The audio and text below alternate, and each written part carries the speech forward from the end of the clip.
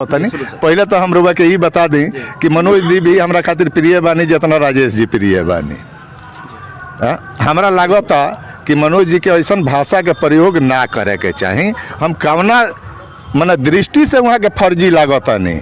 कोनो गरीब के सीसी से बैंक के पैसा उठा के खा गइल बानी का आकि ओकरा नोटिस आवता उ परेशान बा आकि कोनो ऐसा चीज़ हम कैले बानी केहू के जमीन लिखा ले बानी। हमरा पर एको गो जमीन के मुकदमा नहीं है।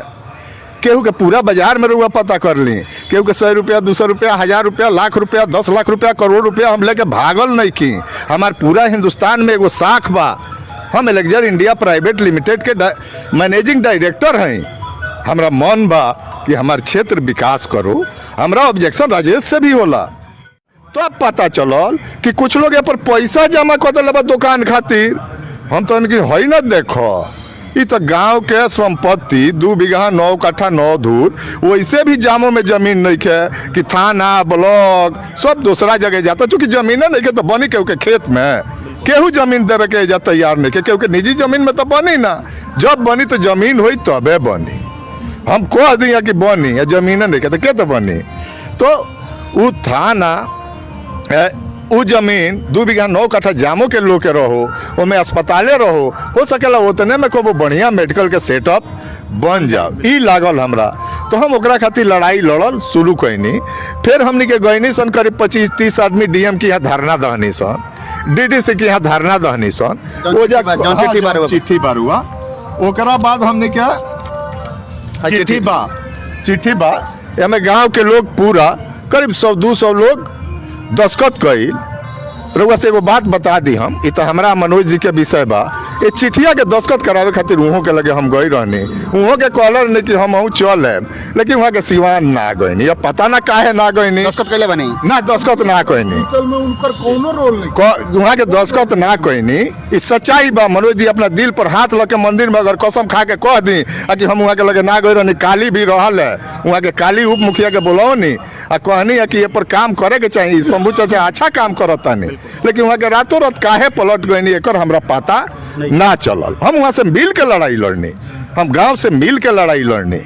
आदि की बंदोबस्ती आम सूचना वहाँ के जौन कहता नहीं ना कि मतलब इस सड़क पर पास रहे सड़क पर ना रहे अब सड़क पर भइल अब सड़क पर भइल अब सड़क पर पहले 18 से प्लॉट नंबर 18 में रहे। देखी ना एकरा बादो कोनो एविडेंस होला।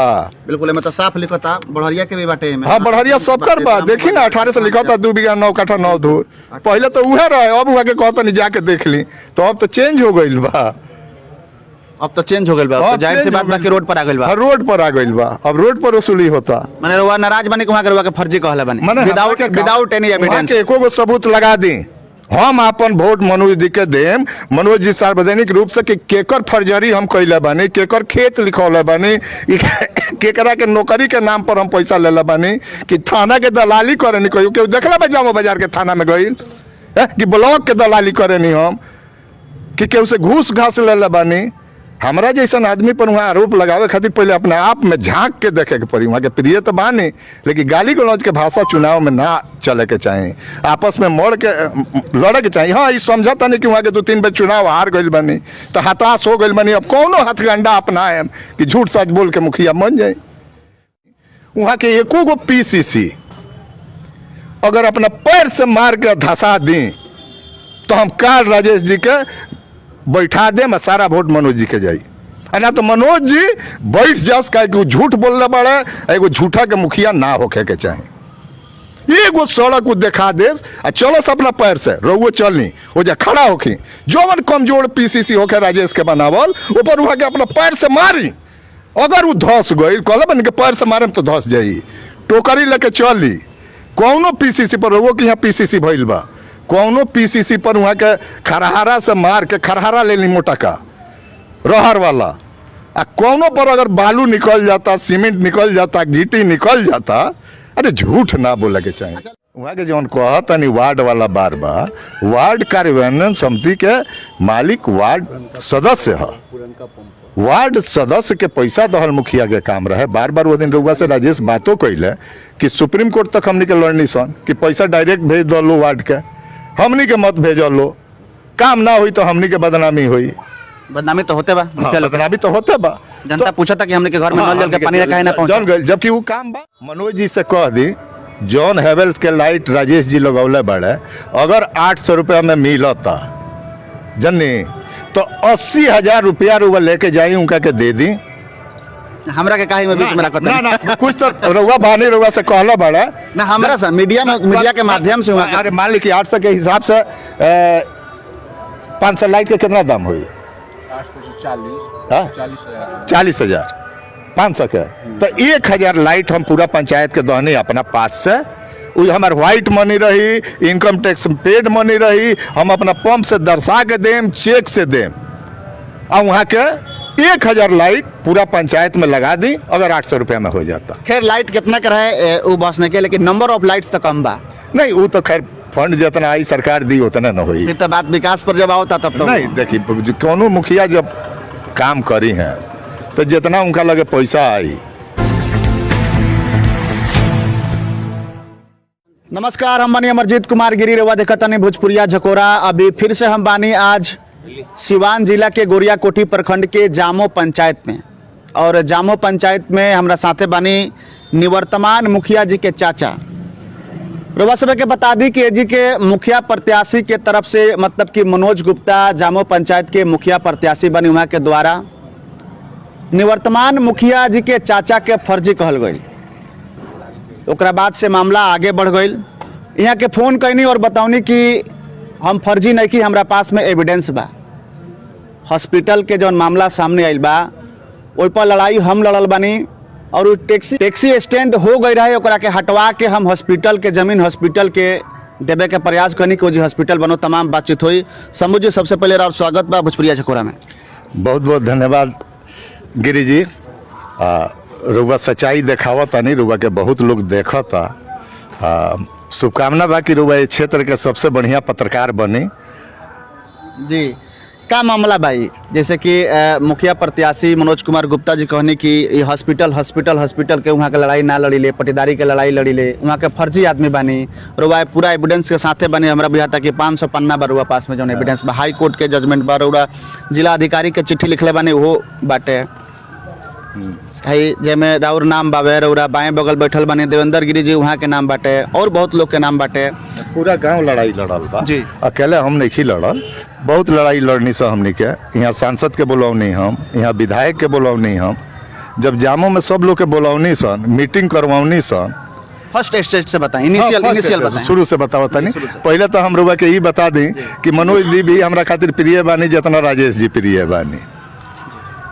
हमरा लागता कि मनोज जी के ऐसा भाषा के प्रयोग ना करे के चाही। हम कवना मने दृष्टि से वहाँ के फर्जी लागता नहीं, कोनो गरीब के सीसी से बैंक के पैसा उठा के खा गइल बानी का, आ कि ओकरा नोटिस आवता उ परेशान बा, आ कि कोनो ऐसा चीज़ हम कइले बानी केहू के जमीन लिखा ले बानी। हमरा पर एको गो जमीन के मुकदमा नहीं है।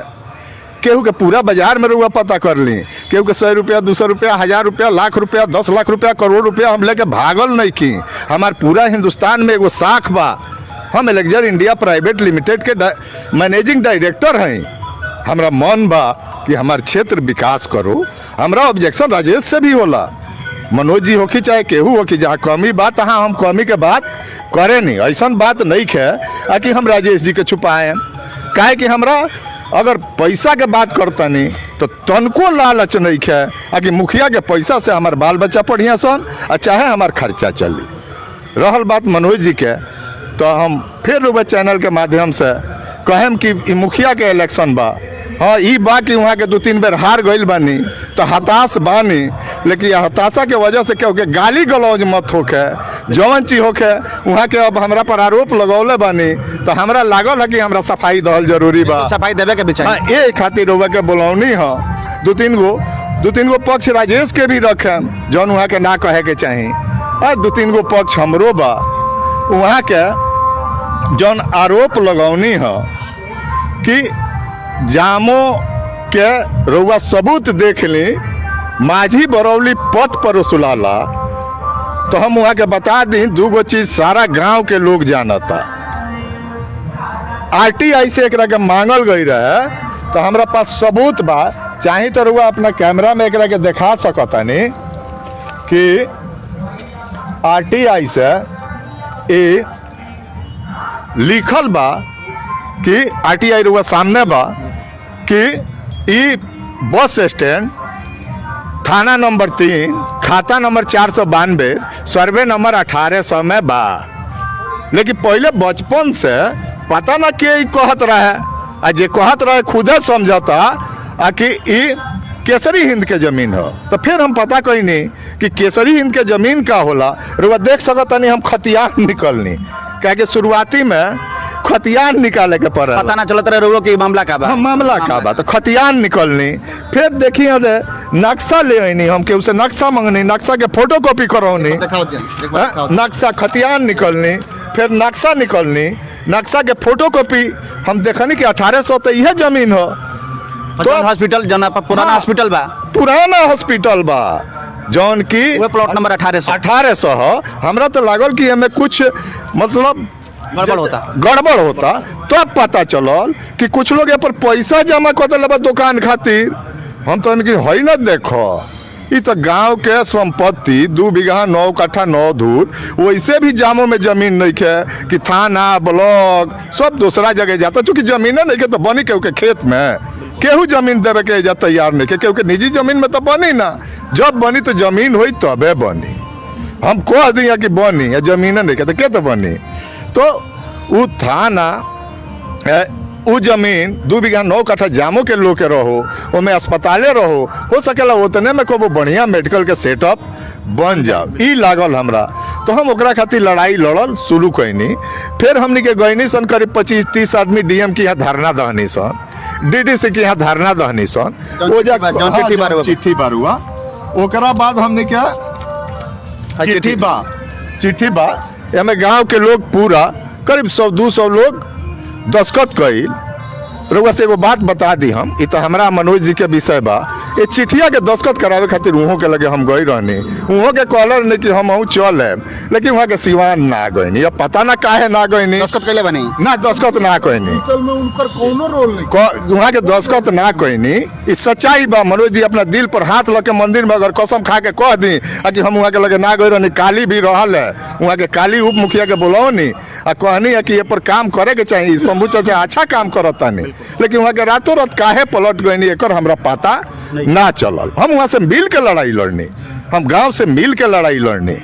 ओकरा बाद हम जब मंगनी हॉस्पिटल से तो सिविल सर्जन से मांगल गई आखिर एक हुआ कागज दी कि आखिर हॉस्पिटल के तो कोनो कागज होके के चाहिए क्या स्टैंड के तो कागज बा।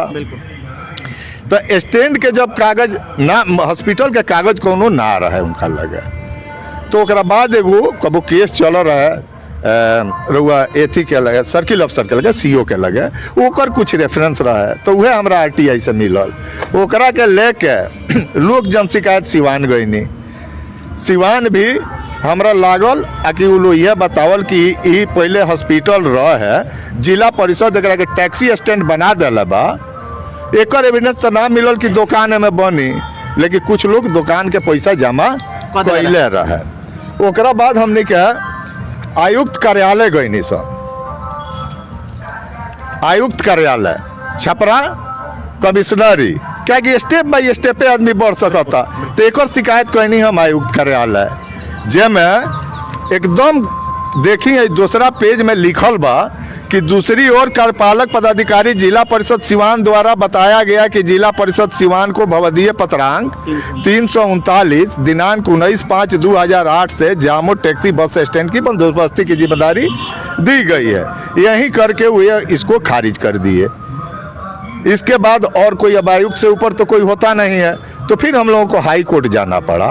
हाई कोर्ट गए हैं जो बोल रहे हैं कि वो मैं टैक्सी स्टैंड का जिक्र बा वहाँ के आके देख ली हाई कोर्ट के डिसीजन बा हम डिसीजन सुना के बता देता नहीं एमें लिखल बा keeping in view the counter affidavit filed by the respondent and averment made by herein from para number 6 and 7 6 है सिविल सर्जन सिवान एंड 7 है civil officer circle officer Gorakhpur Goriyakothi and onward it is seen that the land in question has been allotted and additional primary health center has been approved for the area in question Keeping in view aforesaid, we now dispose of the matter, directing the competent authority of the department to ensure that the hospital in question, constructed within a fixed time frame, to be notified by the department after taking note of all facts and figure,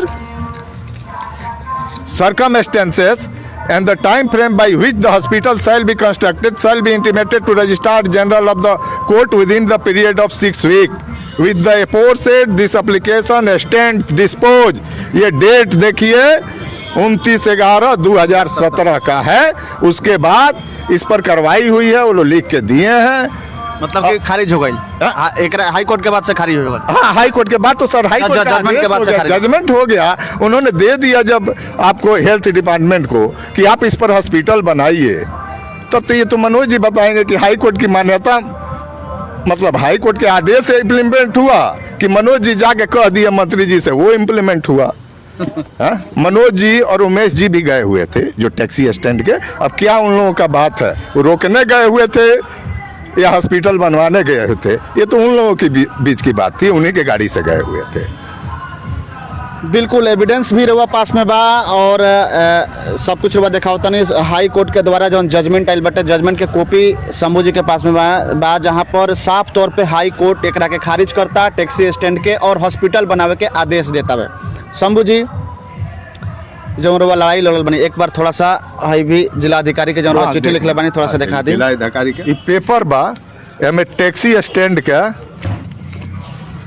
अस्पताल को बना रहे वाहन tax stand रोज paper में भी आई रहा है। थोड़ा सा एकरा के हाँ देखिए, थोड़ा सा एकरा के मीडिया में भी आई रहा है।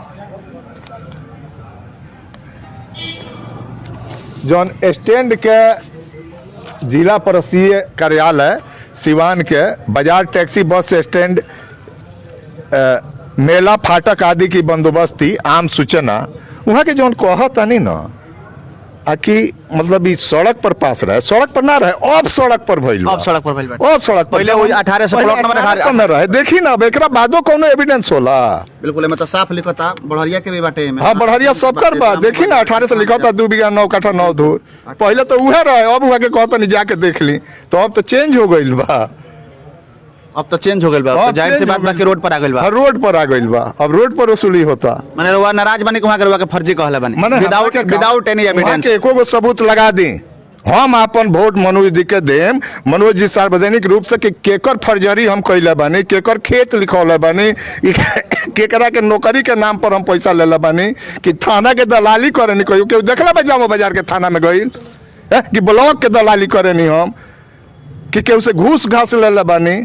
हमरा जैसन आदमी पर वहाँ आरोप लगावे खातिर पहले अपने आप में झांक के देखे के पड़ी। वहाँ के प्रिय तो बानी, लेकिन गाली गलौज के भाषा चुनाव में ना चले के चाहिए, आपस में मोड़ के लड़े के चाहिए। हाँ ये समझता नहीं कि वहाँ के 2-3 बार चुनाव हार गइल बनी तो हताश हो गइल बनी, अब कौनो हथगंडा अपनाए कि झूठ सच बोल के मुखिया बन जाए।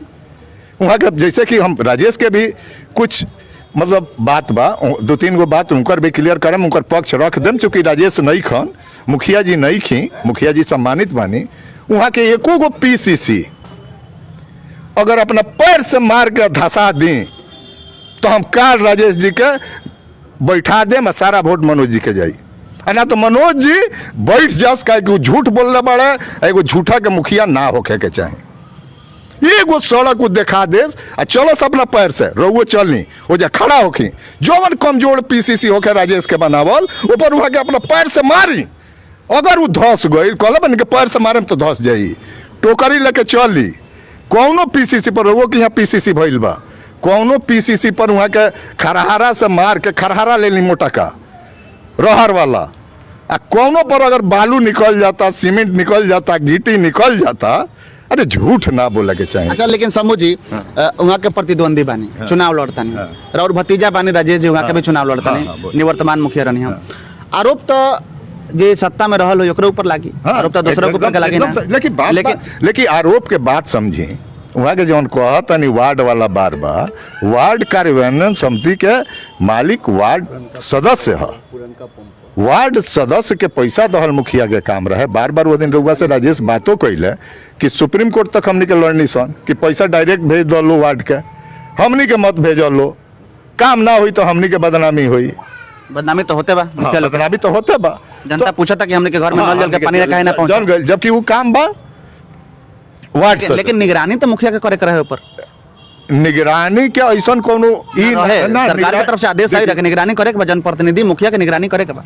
कोनो निगरानी के- अच्छा प्रभु हमरा के आदेश दिखा देम तब बात करें, हम एविडेंस के साथ बात करें नहीं। अगर ऐसा बाव है कि वो लोग के कोनो आदेश बा निगरानी के, हम तो जानता नहीं कि ऊपर से मैंने हम भी बात करें नहीं राजेश से कि का होखो केतर जान बाची है मैं, तो ऊपर से एकदम से ये आइला कि अब आप पर FIR होगा, आप पैसा ट्रांसफर कर दीजिए।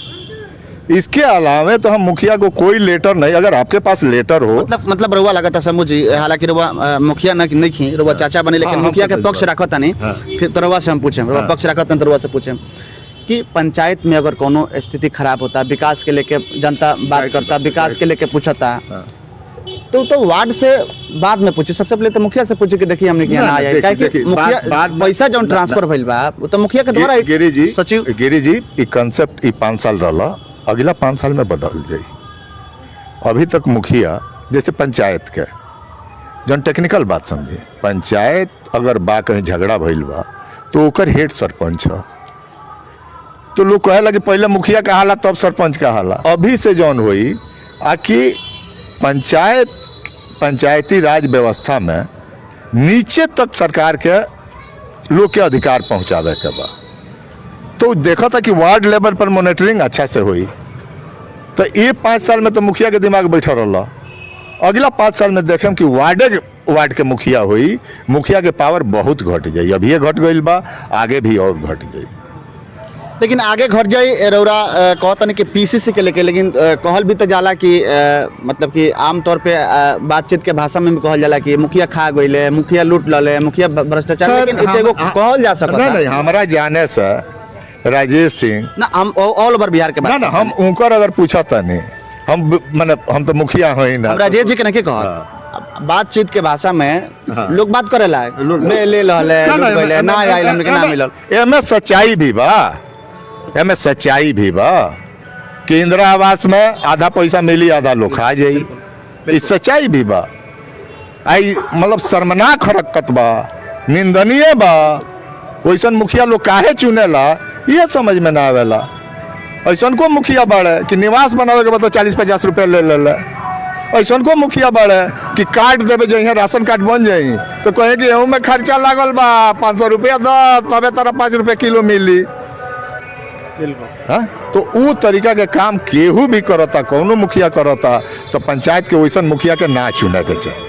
अगर हम भी नागरिक बने तो हम वैसन मुखिया ना चुने।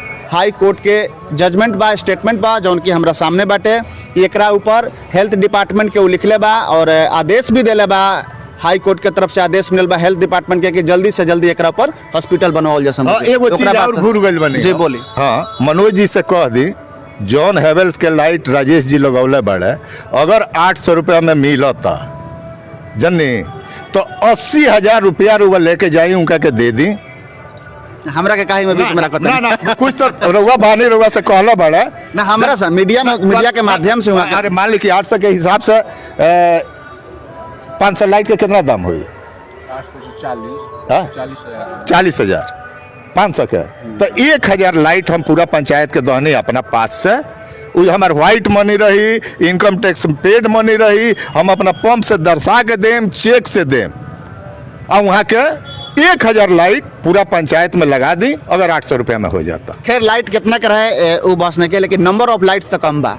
नहीं वो तो खैर फंड जितना आई सरकार दी उतना न हुई। फिर तो बात विकास पर जब आवता तब तो नहीं देखिए, कोनो मुखिया जब काम करी हैं तो जितना उनका लगे पैसा आई घर से वह कर सकल है कि रुआ देखले बानी कि कोरोना महामारी में हमको अदलन कि भूखे केहू ना सुते, ई पर्सनल हमार रहे, बाद में हमरा छपवावे के पड़ल, लोग कहे लागल कि मुखिया के फंड आइल बा आ कमे देता रहे, तो बाद में हम थैला से छपवनी, ऊपर लिखनी राज सर्विस सेंटर, राज फ्यूल स्टेशन और राज ईंट, हम अपना सौजन्य से करनी, हम काहे भगवान से दोषी होके जाए कि बाटो तनी सरकारी पैसा आपन नाम ले, काहे आपन नाम ले। बिल्कुल तो लगातार हम लगातार प्रयास बा कि जनता के बात जनप्रतिनिधि तक पहुंचाओल जाओ, जनप्रतिनिधि के बात जनता तक पहुंचाओल जाओ, सामाजिक लोग के बात जनता तक पहुंचाओल जाओ। यही बीच में आज हम रहनी है सिवान जिला के गोरियाकोटी प्रखंड के जामो पंचायत से कैमरा के पीछे हमारे सहयोगी अंशु कुमार के साथ। धन्यवाद।